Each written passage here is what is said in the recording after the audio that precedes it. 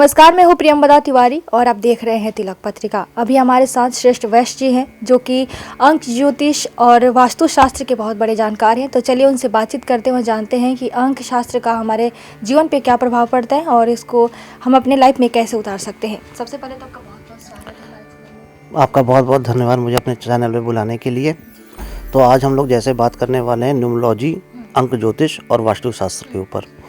तो अंक ज्योतिष एक ऐसा साइंस है कि कुछ नंबर्स हैं जो हमसे कुछ कम्युनिकेट करना चाहते हैं, कुछ हमसे बातें करना चाहते हैं। नंबर हम लोग को जन्म से ही अपने साथ मिल जाता है। एक डेट पे हम लोग पैदा हुए, वो डेट हम लोग के जन्म के साथ जुड़ गई है। अब हमारी डेट, हर चीज़ हमारे साथ जुड़ी हो डेट नंबर्स के थ्रू। फ़ोन नंबर हो गया, आपके पासवर्ड हो गए, आपको इवन ट्रेन में कोई मिलता है तो पीएनआर भी मिलता है तो वो भी आपको नंबर के फॉर्म में मिलता है। तो नंबर आपके जीवन में बहुत अच्छे से जुड़े हुए। इसकी लैंग्वेज को समझने का माध्यम है न्यूमरोलॉजी, अंक ज्योतिष। अंक ज्योतिष बहुत पुराने समय से हम लोग के साथ चला आ रहा है, जिसका कि चलन अब बहुत ज़्यादा आपको मार्केट में दिखने लगा है। तो अंक ज्योतिष को हम लोग एनालाइज करते हैं। किसी की भी डेट ऑफ बर्थ है तो उसको हम लोग लेते हैं और हम लोग एनालाइज करते हैं कि उसके अंदर डीप क्या चीज़ें हैं। ठीक, तो जैसे कि इसमें मेन चीज़ जो आती है वो है मूलांक और भाग्यांक, मतलब ड्राइवर और कंडक्टर। जैसे फॉर एग्जांपल मेरी डेट ऑफ बर्थ है 05/07/1989। तो मेरा जो मूलांक है वो 05, जो पहला डिजिट होता है उसको ऐड करते हैं और जो उसका टोटल आता है वो हमारा मूलांक होता है, जो कि कहते हैं ड्राइवर। मतलब मेरा ड्राइवर हुआ 5। अब मेरी पूरी डेट ऑफ बर्थ को प्लस करते हैं 05/07/1989, इसको प्लस करते हैं तो आता है 3। तो मेरा भाग्यांक क्या है, हो गया 3। ड्राइवर ये है, बताता है कि आपका नेचर क्या है, और भाग्यांक ये बताता है कि आपको किस दिशा में आपका भाग्य ले जाना चाह रहा है। आपका मतलब कुल मिला के अगर मैं इसको शॉर्ट में बोलूँ, आपका प्रोफेशन किस डायरेक्शन में जाना चाहिए ये वो बता रहा है। खैर बाकी चीज़ें तो आपकी पूरी डेट ऑफ बर्थ भी चीज़ों को बताती है, लेकिन मोटा मोटा जो फ्रंट आपका फेस दिखाता है वो आपका मूलांक और भाग्यांक बताता है। ठीक, अब ये हर नंबर की अपनी अपनी कैरेक्टरिस्टिक्स होती हैं। अगर उस कैरेक्टरिस्टिक्स को अगर हम लोग शॉर्ट में अगर जल्दी में समझना चाहें तो मैं आपको शॉर्ट में समझाने की कोशिश करता हूँ। 1 नंबर है राजा, ये है सूर्य। 2 नंबर है चंद्रमा, मून। 3 नंबर है गुरु बृहस्पति। 4 नंबर है राहु। 5 नंबर है गणेश जी, मरकुरी का, ठीक है, बुद्धि। 6 नंबर वीनस। ये सबसे इंपॉर्टेंट है आज की डेट में, क्योंकि शुक्र प्रधान हमारा समय भी चल रहा है। इसी का पोर्टफोलियो है कि मान सम्मान, धन दौलत, पैसा, प्रॉपर्टी, गाड़ी, सब कुछ इसी का पोर्टफोलियो में आता है। 6 नंबर हो गया वीनस, शुक्र। 7 नंबर है केतु, ये संत आदमी। 8 नंबर शनि, जज आदमी, जैसा कर्म वैसा फल देंगे। 9 नंबर हो गया मार्स मतलब मंगल। ये 9 नंबर की गणना से हम लोग पूरा किसी की भी एनालिसिस करते हैं, और उस एनालिसिस के थ्रू हम लोग उसको बहुत ऐसे सेक्टर्स में हेल्प कर सकते हैं कि जिससे कि उसकी लाइफ अच्छे डायरेक्शन में मूव करे। जो कि पहला है आपके नेम की करेक्शन। मतलब इसकी ये सबसे पावरफुल टूल है अंक ज्योतिष का। अगर ये किसी का अगर सदा है, जैसे बहुत से लोग राजयोग लेके पैदा होते हैं तब भी वो जीवन में कुछ बहुत बढ़िया नहीं कर पाए, उसका अगर आप रूट कॉज एनालिसिस में जाओगे तो आपको मिलेगा कि उनका नेम की करेक्शन सही नहीं थी। तो नेम को अपनी डेट ऑफ बर्थ के हिसाब से करेक्ट होना बहुत ज़रूरी है। ये जो कि आज की जनता, हर माँ बाप चाहता है कि उसके बच्चा अच्छा सक्सेस करे, उसके लाइफ में स्ट्रगल कम हो, लेकिन इसकी जानकारी ना होने के कारण लोग उसको सही सेट नहीं कर पाए। इसकी कोई ऐसी मैथमेटिक्स नहीं थी कि हम लोग नेम को अपनी डेट ऑफ बर्थ का अलाइन कर सकते, ताकि वाइब्रेशन हमारे साथ मैच करे। नाम सबसे ज़्यादा कोई शब्द अगर कोई जीवन में अपने आदमी कोई भी इंसान सुनता है तो वो है उसका नाम। अगर वो वाइब्रेट आपके साथ नहीं कर रहा है, वाइब्रेशन गड़बड़ हो गई, तो वो आपको स्ट्रगल दे सकती है, बहुत ज़्यादा भी स्ट्रगल दे सकती है। जैसे फॉर एग्जाम्पल किसी का ड्राइवर है कंडक्टर, मूलांक या भाग्यांक 8 नंबर पे है और उसका नाम भूल से चला गया 1 पे, दोनों आपस में एंटी। अब वो एंटी अगर हो गए तो समझ जाइए वो 10 स्टेप आगे जाएगा तो उसको कम से कम 10-12 स्टेप पीछे आना पड़ जाएगा लाइफ में, हर बार अगेन एंड अगेन। और क्यों ये हो रहा है उसके लाइफ में? क्योंकि उसका नाम उसके साथ सिंक नहीं है। ठीक है, चलिए अब लाइफ में किसी के भी स्ट्रगल कम आएगा कि ज़्यादा आएगा, कैसी उसकी लाइफ चलेगी, इसका ड्राइवर कॉम्बिनेशन टोटल 9 नंबर हैं, ड्राइवर 1, कंडक्टर 1, ऐसे चल के टोटल 81 कॉम्बिनेशन बनते हैं इसके। अगर ये कॉम्बिनेशन आपस में फ्रेंडली हैं तो लाइफ में स्पीड ब्रेकर्स कम आएंगे, लाइफ स्मूथ चलेगी। अगर ये थोड़े न्यूट्रल हैं, दुश्मन नहीं है, मतलब न्यूट्रल हैं, तो स्पीड ब्रेकर आएंगे, कम आएंगे, लाइफ चलती रहेगी। अगर ये एंटी हो गए, जैसे एंटी कौन कौन से होते हैं, 1881, 42, 44, 36, 36 का आंकड़ा आपने बहुत पहले भी सुना हो, क्यों? तो ये सब है एंटी। अगर किसी की भी डेट ऑफ बर्थ में आ गए और उसका भूल से नाम भी हो गया गलत, अब करा लीजिए उसको, IPS बना लिए, IAS बना लिए, मेडिकल डॉक्टर बना लिए, वो स्ट्रगल करेगा ही करेगा, पैसा कमा लेगा, फैमिली में स्ट्रगल आएगा, हेल्थ में स्ट्रगल आएगा। तो ये काफ़ी जगह पे मदद अच्छी कर सकता है अंक ज्योतिष। हम अपने जन्म और तारीख से कैसे जान सकते हैं अपने भविष्य के बारे में? हमारे दर्शकों को विस्तार से समझाएं। भविष्य के बारे में जान सकते हैं हम लोग इस तरह से कि हम लोग न्यूमरोलॉजी में निकालते हैं पर्सनल ईयर। जैसे पर्सनल ईयर कैसे निकलता है, मान लेते हैं कि मैं अपना 2025 लगा है, हम लोग उसको चेक करते हैं, मेरे चेक करते हैं। मेरा ड्राइवर है 5 कौन है? मरकुरी मैंने बताया, बुद्धिमता। और 3 नंबर कौन है? गुरु बृहस्पति। इनका पोर्टफोलियो क्या है, मतलब हमें किस दिशा में जाना चाहिए था, गुरु बृहस्पति का क्या पोर्टफोलियो है? नॉलेज, कंसंट्रेशन, राजा के सलाहकार हैं ये, टीचिंग, ये सब इनके प्रोफेशंस हैं। ठीक, हमें मतलब जाना चाहिए इस प्रोफेशन की तरफ, हमें जाना चाहिए, जैसे मेरा बोलता है। तो मैं अपनी 05 डेट लूँगा, अपना मंथ लूँगा, 07 लूँगा, और 2025 को ऐड करने पे कितना आता है? 2 + 2 + 5 9। तो अब हम लोग जोड़ते हैं 5 + 7 + 9, इसको जोड़ दिए, टोटल आया 3 पे। तो 3 मेरा पर्सनल ईयर। अब पर्सनल ईयर 3 है, तो 3 का हमें अब सारे हमें आउटकम 3 के मिलेंगे। हमें लोगों के बीच में जाना चाहिए, लोगों से बात करना चाहिए, लोगों को कंसंट्रेशन देना चाहिए। इस साल हमें लोगों को पढ़ाना चाहिए। Money will come in the form of name, fame and respect, all this year will give me. ये मैंने अपना इस साल को प्रेडिक्ट कर लिया पूरा, सिर्फ इसके थ्रू। अब मेरा उसके बाद आएगा 4 राहु, ये मुझे थोड़ा स्ट्रगल कराएगा। इसमें पर्सनल ईयर से ज़्यादा इंपॉर्टेंट ये होता है कि लकी नंबर्स निकाले जाते हैं। जैसे लकी नंबर्स कैसे निकलते हैं? अब 1 8 का वो है, नॉन फ्रेंड है, 3 6 का नॉन फ्रेंड है। अब मेरा जैसे ड्राइवर या कंडक्टर, दोनों के जो फ्रेंडली नंबर होगा वही आपका लकी नंबर होता है। किसी का ड्राइवर 8 है तो उसका जब पर्सनल 1 आएगा ना, उसको वो सारे कष्ट दे सकता है जो वो सोचा नहीं होगा। मेरा कंडक्टर 3 है, अब जब मेरा पर्सनल 6 आएगा तब वो मुझे स्ट्रगल करा रहा होगा। ठीक है, तो जब पर्सनल ईयर निकालने से पहले मुझे हम लोग को ये समझना पड़ेगा कि आपके लकी नंबर्स हैं क्या। जो लकी नंबर्स हैं, जब आपके फेवर में टाइम चला, आप उस वक्त risk low. Taking correct decision on correct time on correct place in correct direction is called luck. तो आपको जब ये पता चल जाता है कि आप किस दिशा में, किस वक्त आपको रिस्क लेना है, किस वक्त आपको शांत बैठ जाना है, अगर इस चीज़ का फैक्टर हम लोग को पता चल जाए तो हम लोग बहुत बढ़िया डिसीजंस ले सकते हैं। और डिसीजन अच्छे लेंगे तो लाइफ में सब लोग सक्सेस की तरफ बढ़ेंगे, ऑलराउंड प्रॉस्पेरिटी की तरफ बढ़ेंगे। तो इससे हम लोग अपने आगे ने 10 साल, 20 साल, 30 साल सब मैप कर सकते हैं, मतलब पूरा रोड मैप बना सकते हैं कि इस साल हमें क्या क्या चीज़ें करनी है। करेक्ट। अब इस न्यूमरोलॉजी की, अंक ज्योतिष की एक इम्पॉर्टेंट चीज़ बताते हैं। आप किसी भी इंसान का स्ट्रेंथ और वीकनेस पता कर सकते हो। कैसे? अब एक डेट ऑफ बर्थ होगी, उसमें कुछ नंबर मिसिंग होंगे, कुछ नंबर होंगे। जो नंबर हैं वो उसकी स्ट्रेंथ है, जो नंबर नहीं है वो उसकी वीकनेस है। सिंपल सी बात। जो वीकनेस है उसको आप बाहर से भी आउटपुट दे सकते हो, और जो अच्छे हैं उसको आप और स्ट्रेंथ कर सकते हो। तो आपको आपकी वीकनेस भी पता चल गई, आपको अपनी स्ट्रेंथ भी पता चल गई, मतलब अपने आप को आपने जान लिया। अब आप खेल सकते, आप बेटर परफॉर्म कर सकते हो। आपको पता है, जैसे फॉर एग्जाम्पल मेरे पास 4 नंबर नहीं है। राहु क्या कराता है? दिमाग से काम कराएगा, षड्यंत्र कराएगा, मतलब चीज़ों को मैनेज करके चलाने वाला, दिमाग से खेल सकेगा वो सबके। वो मेरे पास नहीं है। अब मुझे आप बैठा दो किसी ऐसी जगह पे कि आपको सिर्फ दिमाग से उनको हरा देना है, मैं वो नहीं करने के लिए बना हूँ। सब लोग सब काम करने के लिए नहीं बने हैं। तो जब इंसान को पता चलता है उसका क्या, किस लिए उसका जन्म हुआ है, जब वो ये चीज़ पकड़ना कोशिश करना शुरू करता है ना, तो उसको रास्ता मिलना शुरू करता है। नहीं तो बिना जीपीएस के आपको यहाँ से अगर कहीं भी जाना, आप बिना जीपीएस के जाओगे, भटक जाओगे। अगर वही आपका जीपीएस होगा, आप एग्जैक्ट उसी जगह पे आके खड़े हो जाओगे।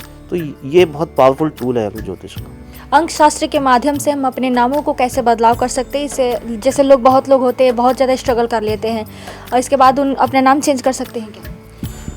नाम चेंज करने से पहले हम लोग को उसकी एनालिसिस करनी पड़ती है कि उसको किस नंबर की पावर चाहिए।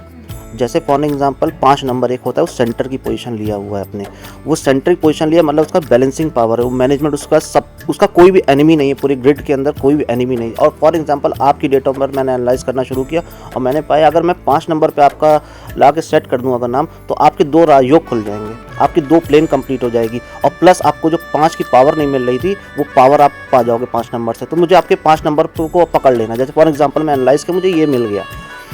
तो एक चैलेडियन मेथड है, सब पूरे वर्ल्ड वाइड सबसे ज़्यादा जो इसको मान्यता दी गई चैलेडियन सिस्टम को दी गई। इसके हर अल्फ़ाबेट के अलग अलग नंबर्स होते हैं, ठीक है। तो हमने जब उसको एनालाइज कर लिया आपकी डेट ऑफ बर्थ को, और हमने देख लिया कि आपका गलत जगह पे आ रहा है, आपके एनिमी नंबर के ऊपर, या मान लीजिए जो फ्रेंड नहीं है उसके नंबर पे आपका नेम की स्पेलिंग का टोटल आ रहा था। हमको अब उसको करेक्ट करके ले जाना आपके जो सपोर्टिंग नंबर है उसके ऊपर। मैंने आपके जैसे फॉर एग्जांपल किसी का नाम प्रीति है, हमने देखा प्रीति में वो डबल ई टी आई लगा रही थी, PREETI लगा रही थी। मुझे लगा डबल ई को हटा दिया जाए और PRITI कर दिया जाए तो इसका नाम एकदम श्रिंक कर जाएगा इसकी डेट ऑफ बर्थ से। तो बस हम लोग उसी का अल्टरेशन कर देते हैं, प्रोनाउंसिएशन में कहीं चेंज नहीं होता है, हम लोग सिर्फ उसके अल्फ़ाबेट को ऊपर नीचे चेंज करके हम लोग उसको उसकी वाइब्रेशन, उसके लकी नंबर और उसकी जो उसको पावर दे सकता है हम लोग उस पर जाके सेट कर देते हैं। एंड मैजिक है, मतलब आपको मैं अपनी टेस्टिमोनियल्स अगर बताऊं तो लोग अपनी जॉब में स्ट्रगल कर रहे थे और उनकी मतलब ऑल राउंड प्रॉस्पेरिटी के रास्ते खुल जाते हैं इसके थ्रू। अगर हम अंक ज्योतिष के माध्यम से अपने ग्रह को मजबूत करना चाहते हैं तो हम कैसे करें इसके बारे में? देखिए, अंक ज्योतिष के थ्रू अगर हम लोग अपने ग्रहों को मजबूत करना चाहते हैं तो इसकी अगर मैं डायरेक्ट रेमेडीज़ अभी अगर बता दूं, लोग अपने पे इम्प्लीमेंट करने लगे तो वो नेगेटिव इफेक्ट भी दे सकता है। तो मैं अभी फ़िलहाल के लिए आपको इनडायरेक्ट रेमेडीज़ बता देता हूं जिसमें पैसे भी नहीं लगने हैं और वो उसकी पावर महंगे महंगे रत्नों के बराबर रहेगी। जैसे 1 नंबर राजा, सूर्य देवता को सिर्फ जल देना शुरू कर दीजिए आप लोग। आपको एक की कब दें हम, जैसे कि क्या प्रोसेस हो दीजिए, सुबह दे दोपहर? देखिए, सबसे अच्छा समय तो इसका ब्रह्म मुहूर्त के समय ही होता है, जो बेस्ट समय होता है। ब्रह्म मुहूर्त से आप 1-1.5 घंटे बाद तक आप अगर जल दे रहे हो तो बेस्ट समय। लेकिन वो आपका जैसे लाइफस्टाइल थोड़ी चेंज हो गई है, अगर आप 7 बजे के पहले भी दे रहे हो जल तो भी आपको मतलब भर का सपोर्ट मिलेगा उससे, सूर्य को जल देने से। तो 1 नंबर का सपोर्ट मिल गया आपको सूर्य से।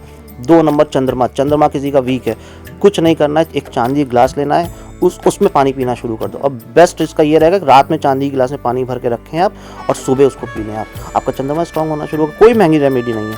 3 नंबर गुरु बृहस्पति अगर भी किसी को उसका सपोर्ट चाहिए, कुछ ना करे, केसर में पानी डाले और डेली नहाने के बाद 1 तिलक अपने माथे पे कर ले, उसका बृहस्पति स्ट्रांग होना शुरू हो जाएगा। 4 नंबर राहु कौन है? ड्यूशो ग्रिड में ये आता है वुड एलिमेंट के अंदर। 4 और 3 दोनों वुड एलिमेंट को करते हैं। वुड एलिमेंट को आपको स्ट्रॉन्ग करना है, आप सीधे इसका रुद्राक्ष पहन लें या एक तुलसी की माला पहन लें, आपका 4 नंबर एक्टिवेट हो जाएगा। 5 नंबर गणेश जी को आप धूप चढ़ा लो, नहीं तो आप एक ग्रीन कलर का बैंड अपने हाथ में बांध लो, आपको हमेशा सपोर्ट करेगा। और मैं बोलता हूँ कि 5 नंबर कोई एनिमी जब नहीं है तो हर कोई इसको पहन सकता है। ग्रीन बैंड पहन ले, फ्रेंडशिप बैंड आता है ग्रीन कलर का, वो आदमी पहन ले, हमेशा पहने, हमेशा उसके साथ वो एनर्जी एक्टिवेटेड रहेगी।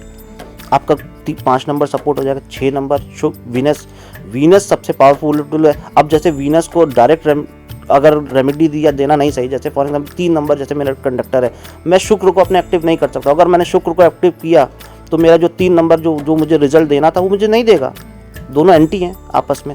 तो मैं शुक्र को, तो इसीलिए मैं इनडायरेक्ट रेमेडीज़ आपको सब बता दे रहा हूँ। शुक्र को मेंटेन करना है, आप कुछ ना करें, नहाते वक्त थोड़ा सा कच्चा दूध लें, अपने पानी में डालें, नहा लें, आपके ऑरा क्लींस हो जाएगा। कुछ ना करें, फिटकरी थोड़ी सी डाल दें पानी में, 5 मिनट बाद निकालें, उस पानी से हम नहा लें, आपका शुक्र एक्टिवेट होना शुरू हो जाएगा। अब आते हैं 7 नंबर को एक्टिवेट करना इनडायरेक्ट रेमेडीज में, आप सिल्वर कलर की मेटेलिक वॉच पहनना शुरू कर दो, आपका 7 नंबर एक्टिवेट होना चले, केतु एक्टिवेट होना शुरू हो जाएगा। 8 नंबर को आपको एक्टिवेट करना, 8 नंबर के बहुत से टूल्स हैं आपको, मतलब कि 8 नंबर को जनरली कोई एक्टिवेट करना चाहता नहीं है क्योंकि थोड़ा स्ट्रगल दे देते हैं शनि जी। और थोड़ा आजकल के लोगों के क्या है कि कर्म अच्छे नहीं है, तो वो तो भाई कर्म दाता है, तुम जैसा कर्म किए तुम्हें वैसा रिजल्ट वो पलट के दे देने वाले हैं। तो जनरल जब किसी के कर्म अच्छे नहीं है, आप उसका शनि एक्टिव कर दो तो भाई उसको रिजल्ट अब देना शुरू करेंगे और अच्छे से, वो बढ़िया से। तो जब रिजल्ट अच्छा देना शुरू करेंगे तो आपको ये समझ में आया कि उसकी स्ट्रगल्स बहुत बढ़ गए, जो काम में हाथ डाला वहाँ पे उसको सेटबैक मिल जा रहे हैं। तो थोड़े से इसके चार्ट देखने के बाद ही रेमेडी दे दी जाती है इसकी भी। और उसका 9 नंबर मंगल को आपको एक्टिवेट करना है, आप टीका लगा सकते हो, कलावा हाथ में बांध सकते हो, लाल कलर का धारण कर लो, आपका मंगल एक्टिवेट होना शुरू होगा। ये सब इनडायरेक्ट रेमेडीज है। और बाकी हमारे शास्त्रों में अच्छे इसके लिए यंत्रास बनाए गए हैं, वो डायरेक्ट रेमेडी, वो बहुत पावरफुल है, वो जब तक एनालिसिस नहीं होती कभी भी किसी को रिकमेंड नहीं की जाती। पावरफुल टूल है। वीनस को बहुत अच्छे से एक्टिवेट किया जा सकता है, मतलब रिजल्ट ओरिएंटेड, आपको रिजल्ट मतलब विद इन 1, 2 मंथ, 3 मंथ के अंदर रिजल्ट एकदम आपको दिखने लगेंगे जब यंत्रास जो होते हैं उनके थ्रू। तो कभी हम लोग उस पर डिटेल में बात करेंगे, किसी डेट ऑफ बर्थ को लेकर एनालाइज करेंगे तो हम लोग डायरेक्ट रेमेडीज़ की भी बात करेंगे। हमें अंक शास्त्र के माध्यम से अपने जो पार्टनर होते हैं वो कैसे चूज करें, हमारे दर्शकों को विस्तार से समझाएं। देखिए, ये बहुत इम्पॉर्टेंट चीज़ है और इसको समझने के लिए हम लोग को सबसे पहले समझना पड़े कंपैटिबिलिटी ऑफ नंबर, जो कि बहुत पावरफुल चीज़ है। मतलब किस नंबर के साथ फ्रेंडली है और नॉन फ्रेंडली है। इसको मैं बहुत डीप सब्जेक्ट ये, लेकिन मैं इसको बहुत शॉर्ट तरीके में समझाने की कोशिश करना। एक नंबर हमने पहले ही बताया सूर्य है। सूर्य की रानी चंद्रमा, इनका अच्छी ट्यूनिंग रहेगी। एक की 3 नंबर से अच्छी ट्यूनिंग रहेगी। गुरु बृहस्पति वो सलाहकार हैं, कुछ भी एडवाइस चाहिए होगी तो राजा किसके पास जाएगा? एडवाइस लेने के लिए सलाहकार के पास जाएगा। 4 नंबर कौन है? 4 number robin hood, tax collector, ये गुंडा, बाहुबली। तो इस 1 नंबर से कोई ऐसी दुश्मनी नहीं है इनकी, लेकिन तब भी चीज़ें ठीक है कि चलो भाई तुम कुछ नहीं, हम मेरा कुछ तुम नहीं कर सकते, ठीक है चीज़ें। तो ऐसे ही करके जो हम लोग नंबर से जाएंगे 5 नंबर ऐसा नंबर है कि इसका कोई फ्रेंड नहीं, बच्चा है ये। मतलब इसका किसी एक चीज़ में बैठेगा नहीं, एक चीज़ को करेगा फिर दूसरी चीज़, बच्चा है तो इसका कोई जनरली कोई दुश्मन है नहीं। मतलब कोई इसको ऐसा नहीं देखता कि भाई तुम हमको मिलोगे तो हम तुमसे अच्छे से बात नहीं करेंगे, तो हमसे दुश्मनी है, हम लोग में आपस में कुछ भी हो सकता है। तो ऐसा सिचुएशन, इसका सबके साथ फ्रेंडली नेचर है। सेंटर भी बैठा है, सबको बैलेंस कर सकता है। मास्टर की है, समझ जाइए, ये सारे नंबर्स की मास्टर की है। जब होटल में किसी कोई की खो जाती है तो उनका मास्टर की होती है ना, तो ये मास्टर की है। अगर ये 5 नंबर 85% ऑफ पॉपुलेशन के पास नहीं होता है, और जितने भी आप वर्ल्ड के बिलियनियर उठा लोगे, मिलेनियर उठा लोगे, कोई आपको ऐसा नहीं मिलेगा जिसका 5 नंबर ना हो। वेरी पावरफुल है। लोग बोलते हैं शुक्र होना बहुत ज़रूरी, लेकिन 5 नंबर अगर नहीं है, आप चीज़ों को शुक्र मजबूत, पैसा आ गया, आप उसको बैलेंस नहीं कर पाए तो आप चला जाना है उसको, तो 5 नंबर होना बहुत ज़रूरी है। तो 5 नंबर कोई दुश्मन नहीं। 6 नंबर का ये कौन है? ये राक्षसों के सलाहकार हैं। जैसे बृहस्पति देवताओं के सलाहकार हैं, 6 नंबर राक्षसों के सलाहकार हैं। तो इनका भी कोई दुश्मन नहीं है एक्सेप्ट 3, गुरु बृहस्पति के साथ इनकी एंटी है, 36 का आंकड़ा है।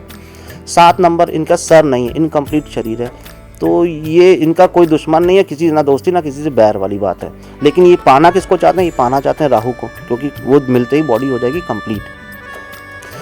और फिर आते हैं 8 नंबर शनिदेव हैं। शनिदेव जी का दुश्मन उनके कौन दुश्मन?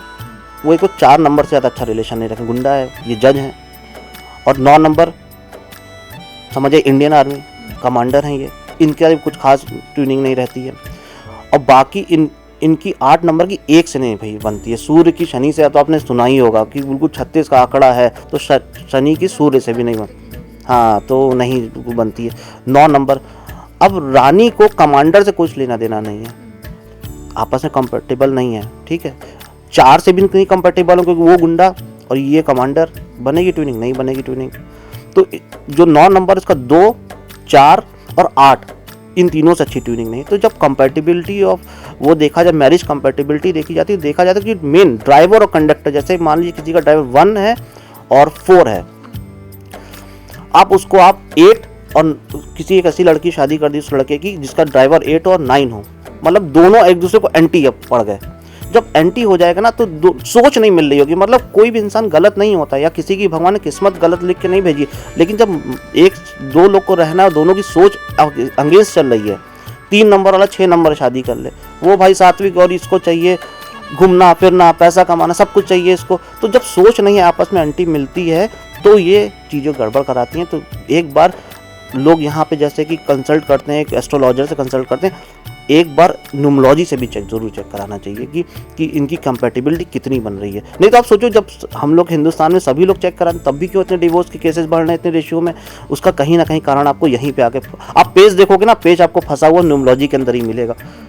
मैंने इसकी रिसर्च की है, हमने कम से कम 20 ऐसे लोगों की मैंने एनालिसिस की, हमने हर में पाया है कि कुछ ना ऐसी गड़बड़ थी। 3-6 के कॉम्बिनेशन में बैठे, 1-8 के कॉम्बिनेशन में बैठे, 4-4 के कॉम्बिनेशन में बैठे हैं, दोनों गुंडे भाई, 4-9 के कॉम्बिनेशन बैठे, ना हम दबेंगे ना तुम दबोगे।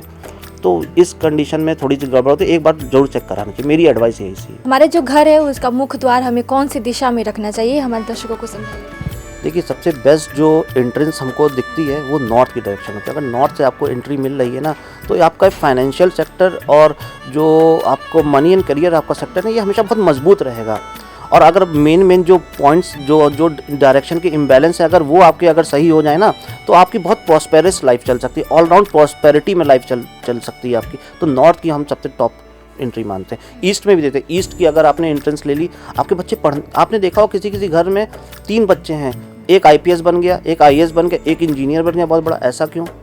ऐसा हुआ कि आप उस घर के जाके देखिए, आपको उसके ईस्ट हमेशा एकदम डिफेक्ट फ्री मिलेगा। यही होता है जो सोशल लाइफ। आप देखो किसी कोई बहुत से घर होते हैं उनके पास पैसा नहीं लेकिन 4 लोग उनका पैर छूते हैं, क्यों? उनका ईस्ट अच्छा है, ये देता है, एजुकेशन देता है, आपको रिस्पेक्ट दिलाता है, ये ईस्ट की डायरेक्शन। तो ये सब डायरेक्शन अच्छी है। अगर ईस्ट से भी आप अगर एंट्री ले रहे हो तो ये भी अच्छी है। कोई भी हम जैसे घर खरीदे या कोई प्रॉपर्टी खरीदे तो उसमें हम किन बातों का ध्यान रखें, खासकर जैसे हम जो मुख्य द्वार है कौन सी दिशा में हो और हम कैसे पहचानें? जी बहुत लोगों का दिशा का ज्ञान नहीं होता है, तो ऐसे केस में हम कैसे इसको पहचानें? आपको कोई भी आप नया फ्लैट या प्लॉट आप लेना चाह रहे हो, आप सबसे पहले अपने मोबाइल में, सबके मोबाइल में कंपास होता है। खैर वो 100% एक्यूरेट नहीं होता, लोग मतलब मेरी तो यही कॉल होती है कि आप मैग्नेटिक कंपास यूज़ करो, लेकिन फ़िलहाल के लिए आप अपने मोबाइल का कंपास आप ओपन कर दो जो कि इनबिल्ट हो मोबाइल में, डाउनलोड नहीं करना, इनबिल्ट हो आपके मोबाइल में। आप कंपास को लो और उसका एक टेंटेटिव सेंटर देख लो कि कहाँ है उसका सेंटर। सेंटर पे आप जाके खड़े हो जाओ, आपको एक रेड कलर का एरो दिख रहा होगा उसमें, वो जैसे नॉर्थ पे आप लेके जाओगे आपको 0 डिग्री नॉर्थ दिखा देगा, आपको नॉर्थ डायरेक्शन मिल गई। ठीक है, जब नॉर्थ डायरेक्शन मिल गई तो आप बाकी डायरेक्शन भी आपको मिल गई, ईस्ट किधर है, वेस्ट किधर है, साउथ किधर है। ठीक है, आप सेंटर पे खड़े होकर अपने नाभि के पास अपने कंपास को ले गए और आपने देखा कि नॉर्थ मुझे सामने मिल रहा है। ठीक है, आप सबसे पहला पॉइंट उसका ये देखो कि अपना आपका नॉर्थ ईस्ट पे कोई किचन, बाथरूम या स्टेयरकेस ना हो। अब आ जाओ आप साउथ वेस्ट में, यहाँ पे देखिए एनर्जी निकली नॉर्थ ईस्ट से, अब उसको जाके स्टोर होना है साउथ वेस्ट में। ठीक है, साउथ वेस्ट में अगर आपने टॉयलेट बना दिया या आपने किचन बना दिया तो जो एनर्जी वहाँ के स्टोर होनी थी वो या तो जल जाएगी या तो डिस्पोज होकर चली जाएगी।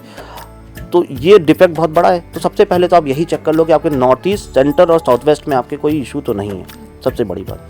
दूसरा जो सबसे इंपॉर्टेंट चीज़ आप चेक कर सकते हो वो है टॉयलेट। क्यों टॉयलेट? देखिए टॉयलेट का कोई स्थान है ही नहीं।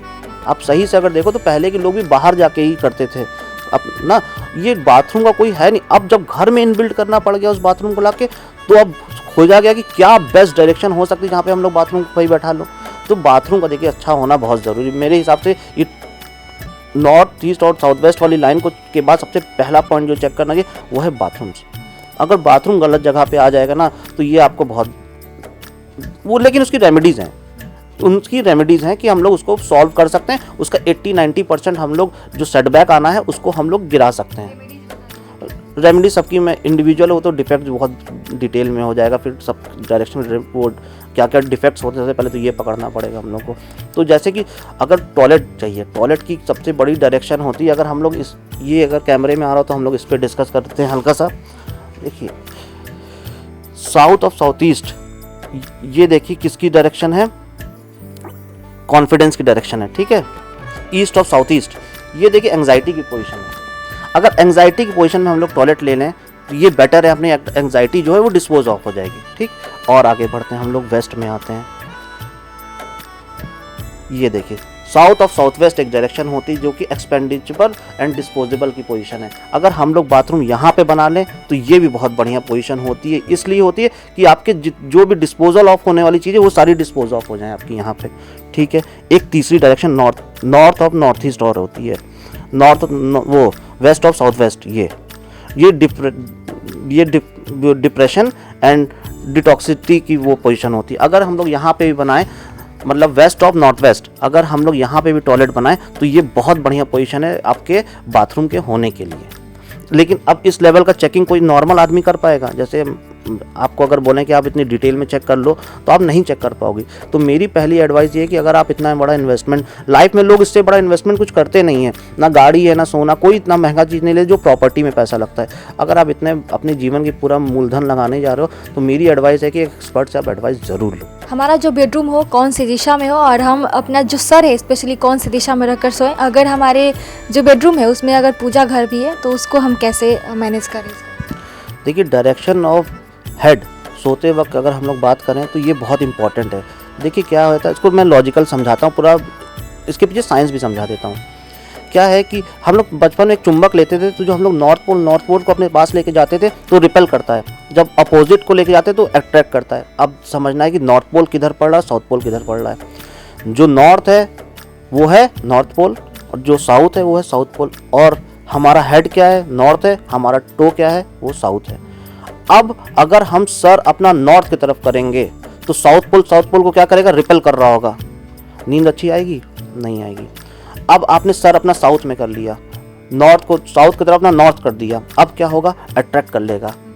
उधर नॉर्थ साउथ को अट्रैक्ट कर रहा होगा, साउथ नॉर्थ को अट्रैक्ट कर रहा होगा, तो आपको रिलैक्स्ड वाली नींद आएगी। तो सर सबसे पहला ये है कि आपका साउथ की तरफ होना चाहिए, साउथ वेस्ट की तरफ आप कर सकते हो। और आप थर्ड जो मेरा रिकमेंडेशन रहता है वो है वेस्ट। वेस्ट में आप सर कर सकते हो अपना, वेस्ट डायरेक्शन में आपका सर है और ईस्ट में आपका पैर है। जिस बेडरूम में हम सो रहे हैं उसमें पूजा भी है, पूजा घर भी है, तो उसको हम कैसे मैनेज करें?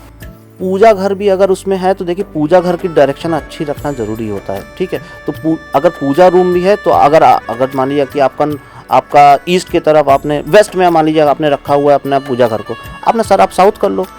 अब मान लीजिए कि आपने नॉर्थ में रखा हुआ है पूजा घर, अब आपको नहीं समझ पैर हो जाएगा भाई उधर, तो आप अपना सर वेस्ट की तरफ कर लो, वेस्ट की तरफ कर लो। कुल मिला के बात ये है पूरे वास्तुशास्त्र की अगर आपको समरी बताऊं तो ये है कि जो देने वाली डायरेक्शन है, जो प्योर एनर्जीज को लाती है घर के अंदर, वो है नॉर्थ, नॉर्थ ईस्ट और ईस्ट। ये 3 डायरेक्शन अगर किसी ने साथ ली ना, समझ जाइए उसकी लाइफ की 50% प्रॉब्लम वहीं से बाइकआउट हो जानी है, क्योंकि ये देने के लिए आ रही है, बाकी सब रिटेंशन करेगी। वेस्ट में भी आके रिटेंशन होगा, साउथ वेस्ट में रिटेंशन होगा, वहाँ पे एनर्जी को रुकना है, आके स्टोर होना है, वहाँ पे आप भारी आइटम रखो, इधर के जगहों को आप खाली रखो। मतलब आप देख लेना जिसके भी घर में आपको नॉर्थ, नॉर्थ ईस्ट और ईस्ट का हिस्सा उठा हुआ रहे ना, ओवर कंस्ट्रक्टेड रहे, आप देख लो उसी दिन से उसका पतन शुरू हो गया। आप देखो धीरे धीरे धीरे धीरे उसकी गाड़ी स्लोप में ही चलेगी, कभी ऐसे एलिवेटेड नहीं हो पाएगी कभी भी। मेरा ननिहाल था, अच्छा खासा घर था, सब कुछ था, इन्होंने एक कंस्ट्रक्शन किया और नॉर्थ ईस्ट को उठा दिया, उस दिन का दिन है और आज के दिन खंडहर बन चुका है घर।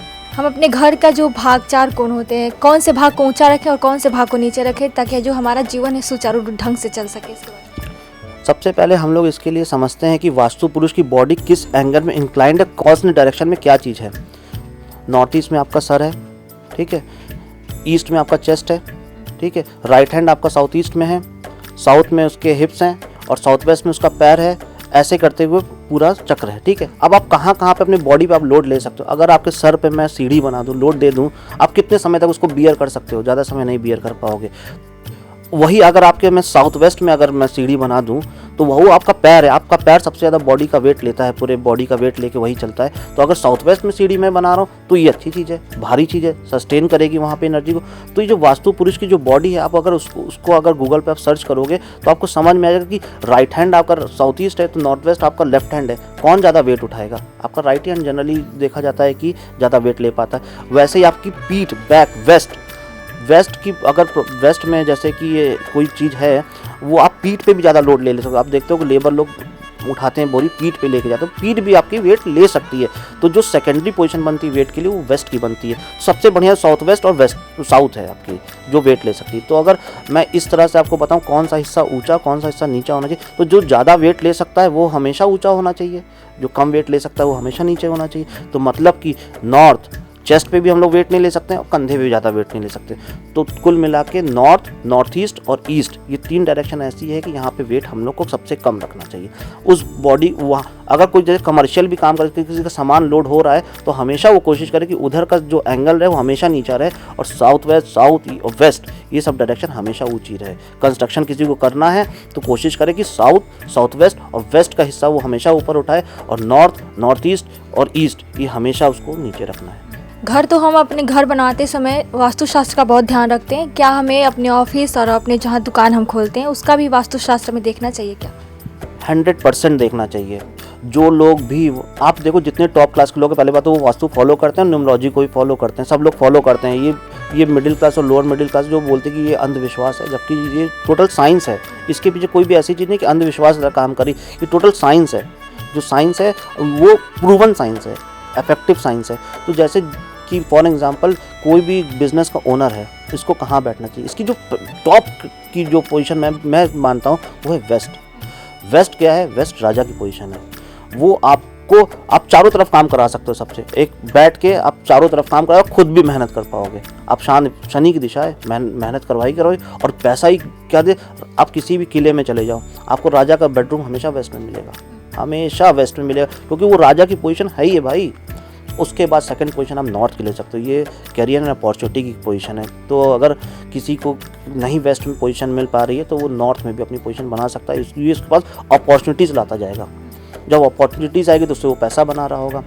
और जैसे फॉर एग्जांपल कमर्शियल वास्तु में जैसे किसी का सामान उसको बेचना है और तो वो कहाँ पे रखे कि उसके सामान जल्दी जल्दी निकले, जल्दी जल्दी निकले, तो वो है नॉर्थ वेस्ट। नॉर्थ वेस्ट क्या है? वायु की दिशा है।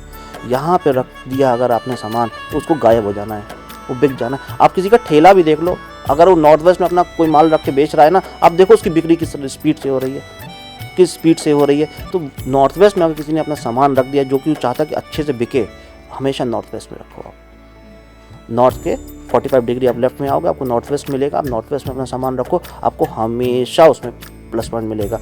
गल्ला आप नॉर्थ में भी रख सकते हो, वेस्ट में भी रख सकते हो। कोशिश करें, ऑफिस है, फेसिंग किधर होनी चाहिए, ये भी थोड़ी इंपॉर्टेंट टॉपिक है। फेस हमेशा प्योर डायरेक्शन की तरफ ही रखना चाहिए। जैसे आप नॉर्थ की तरफ फेस करो, आप नॉर्थ ईस्ट की तरफ फेस करो, आप ईस्ट की तरफ फेस करो। ये 3 तरफ आपको हमेशा फेस करना चाहिए ड्यूरिंग वर्क।